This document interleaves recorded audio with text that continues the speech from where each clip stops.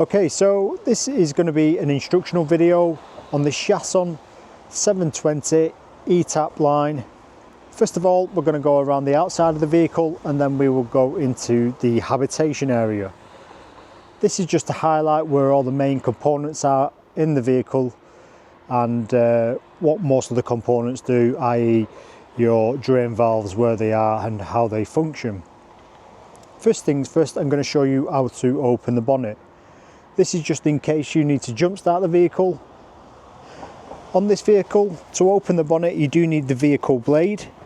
So if you get your key out, you insert here in the middle, twist to the left, that releases it, and then hold to the right. You need two arms to do this.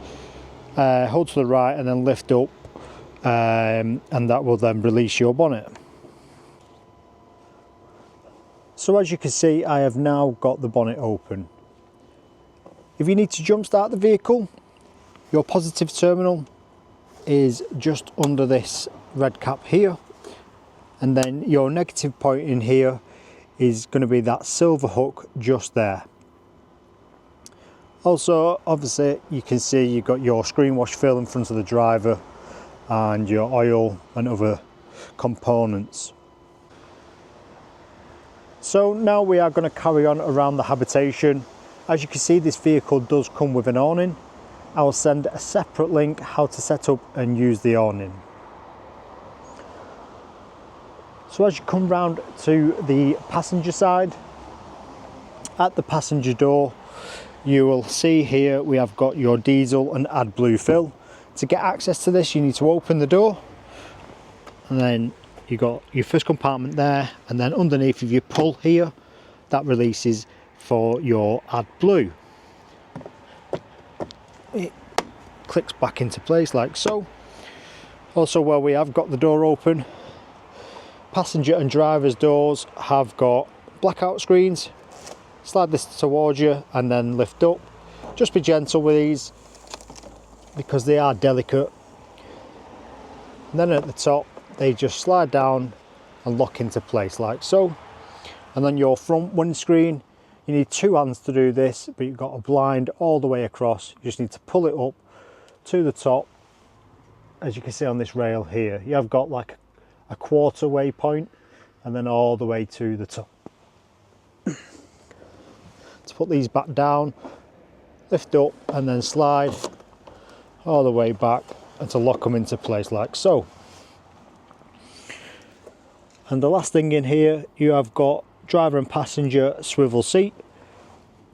Your big bar here, that moves your seat backwards and forwards. This little bar here, you pull this and that releases the mechanism for then your seat to swivel. As you can see, under this passenger seat as well is going to be your leisure battery. You can fit a secondary leisure battery, which is in the habitation area.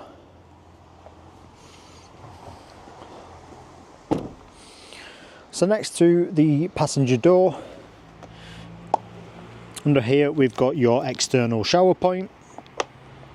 This here is going to be your cover for your flue vent. So if you're going to use your boiler on gas, you need to make sure that you take this cover off. Most of the time the sensor won't let you use the boiler because the sensor does pick up that the cover is on and the gases can't escape. Once finished with, all you need to do is clip the cover back on. Here is going to be your mains hookup. So that is when you're connected campsite. And then in here we do have in effect your service locker. So behind this black cover here, we've got your fuses for the habitation, and then we have your main breaker for your habitation as well. The reason you need access to this, if this does trip, usually it's because there's a fault somewhere, but 9 times out of 10 the campsite post trips just because you're taking a lot of power and they reduce the power they give you.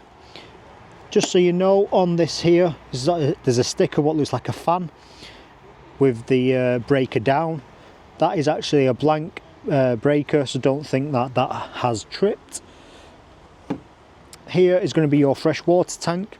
To fill this, twist this nozzle out here, take the black cap off and put your hose pipe in. When the water starts to come back out of here, that means your fresh water tank is now full. And then just below that, this is going to be your valve to empty the fresh water tank completely. And just below you do have a sticker to indicate.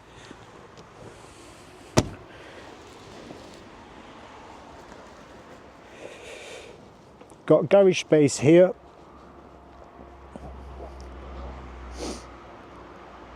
And then your reverse camera is just here, just above the number plate. So now we are currently on the driver's side of the habitation, and as you can see, I have got the rear garage area open. Currently I have got the single bed at the rear wound up. To use this, you just need to put this arm on here, and that will then lower the bed down, so to give you less garage space. If you do want more garage space, then you do need to wind up the arm. You have got lights in here. If your 12 volt control panel is on in the habitation, this will work. If not, they will be switched off. And then also in here you do have a 12 volt and a 240 volt socket in the garage area. As you can see, you've got your ladders, all your other cushions and carpets. On the other side there is a vent for the heating.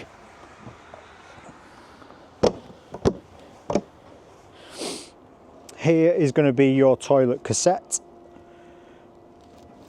To release this, you just need to lift up this orange tab like so. Lift up and then pull towards you. Once you have got your toilet cassette out, to empty or clean it, you just need to twist this orange nozzle outwards, take the grey cap off, tilt the cassette up, put your thumb on the button here, and that will just let air into the top of the cassette so the fluids flow out evenly. Also, you can open this blade here like so to clean internal as well. Once finished, put your grey cap on, twist the nozzle back in, and then align your cassette up, push it into place, and make sure that this orange tab is securely down. Also, behind the rear axle on the driver's side, this handle is going to be your grey waste. To release this, you just need to pull this towards you, and then to close the valve you just push the handle in. Here we have got your external barbecue point, and then as you can see we have got ventilation for the fridge and freezer. Keep this clear at all times, just because it does need to get air at it, especially in the warmer temperatures. And then the last locker just next to the driver's door is going to be your LPG tank, and on this one we've had gas low fitted. As you can see, we have gas already in. If you shake it, you can see where the green bar is. To fill your gas up, just take this cover off here and connect on when you are filling. Now we are going to go into the habitation area.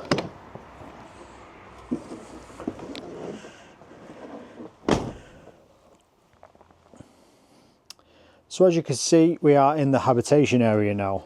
So I'll start off at the front. As well as your blackout blinds on the glass, you have got some curtains as well. Behind these curtains there is a switch for these reading lights. And then you have got USBs dotted around. Behind the passenger seat, under this seat here, we have got your Truma boiler. The only reason you really need to access this is to get access to this yellow valve just down at the bottom. So currently that is in the vertical position, which is open, so your boiler will drain all the water out of the system. To close this, all you need to do is knock down that tab like so. That is then closed. So this is when you want to fill up your boiler, you need to make sure that this tab is then closed.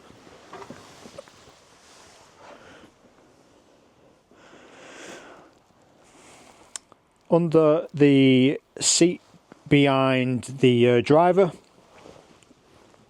just underneath this compartment here, that is where your secondary leisure battery is located.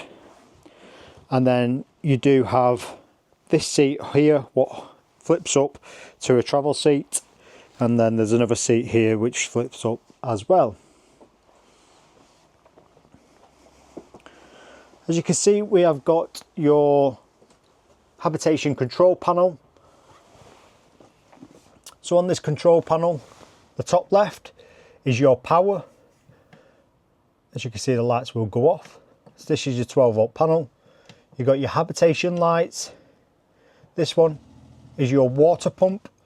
On your water pump, you just want to make sure that you've got water in your tank. You don't want to run the pump without any water, just because you will potentially burn out the motor. This one here is going to be your awning / porch light. And then the ones underneath on the far left, press it once, it will give you your habitation battery level. The next one is going to be your vehicle cab battery. And then this one is going to give you your fresh water level. If your fresh water level is empty, your grey waste will indicate and flash, because 9 times out of 10 you transferred the fresh water to the grey waste. And here is just to change up some settings of the brightness of the control panel. This symbol up here, well, it's like a pigtail, that will light up when you are plugged into mains hookup. If this doesn't light up, there's a fault somewhere. Most likely the side post has tripped, or potentially your breaker has tripped on the vehicle. Here we've got your diesel heating. To turn this on, just press the button on the top right and it will go on to green. It's come up with an error because we are low on diesel. You do need to make sure you've got a quarter of a tank in the vehicle. And then through this you can go through some settings. You can set the diesel heating to come on at certain times and go off. And then you've got your heating. So you've got eco, normal, and then boost. And then you've got your temperature. And then there is some, you've got fan speed here. So you can turn the fan speed up or down. Just so you know, when you do turn this on, your lights will flicker. The reason for that is just drawing some power from the leisure battery to start up the diesel heating system.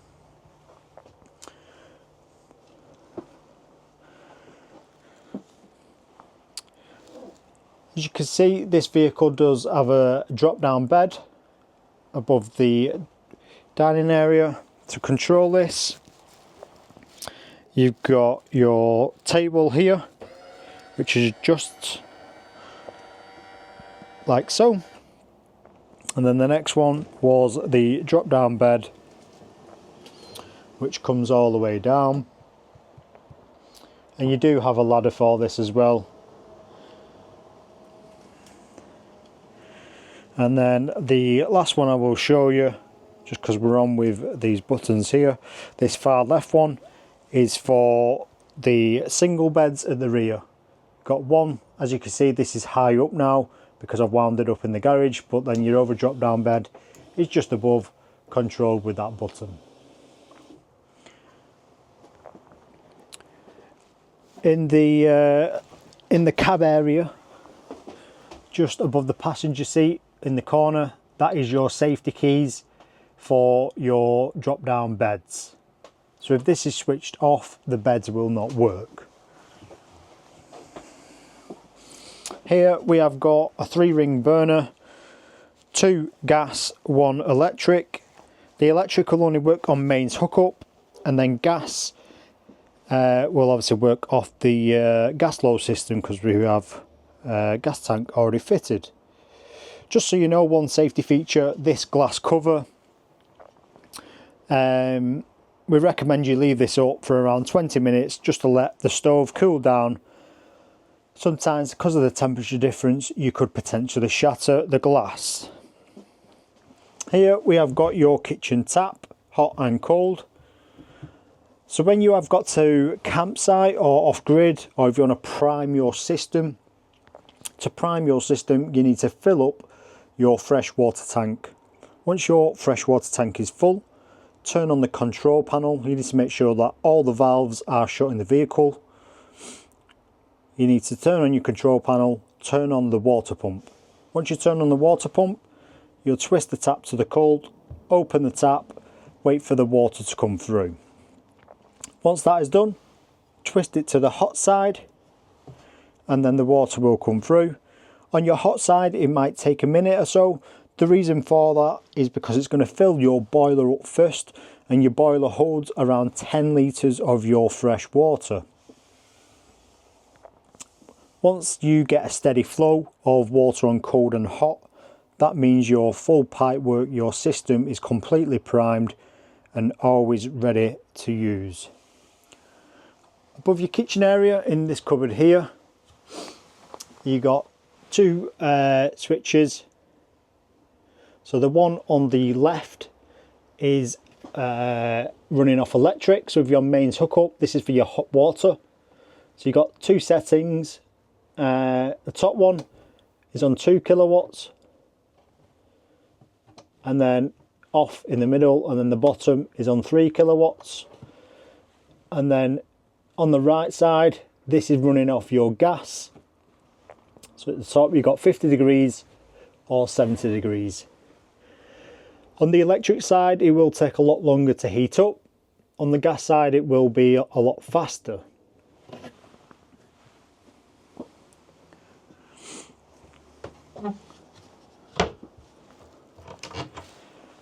Next, we have got your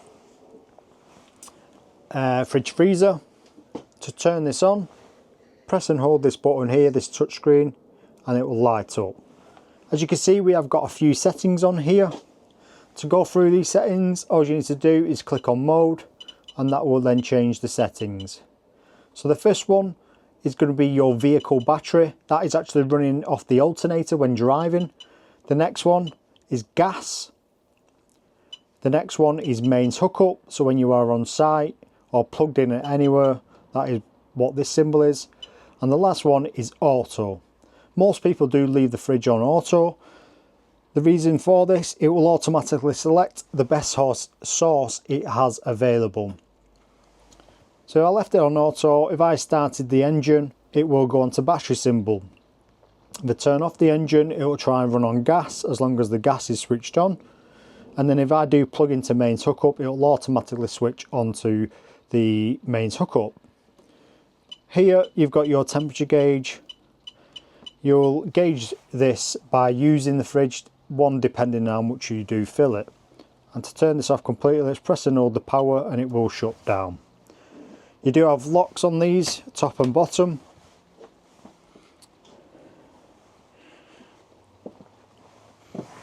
And then the last bits really, obviously you've seen the drop down bed come down. Under this single bed at the rear here, you've got more storage underneath, which is great. And obviously this has been lifted up, so it's more garage space at the moment, but you can lower this down and it comes down to here. In here we have got more clothing, hanging space, shelving, light switches dotted around. And then here we do have your bathroom area.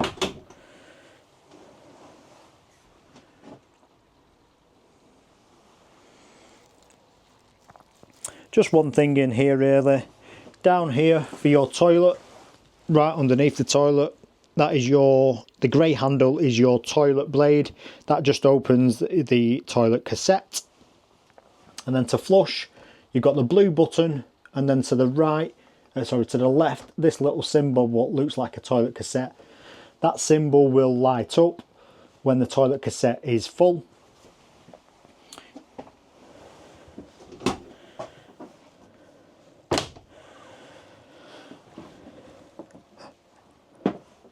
This table does flip out as well. If you are going to do this, make sure you pull the support arm out, just so it gives the other half of the table some support and you're not going to potentially break it.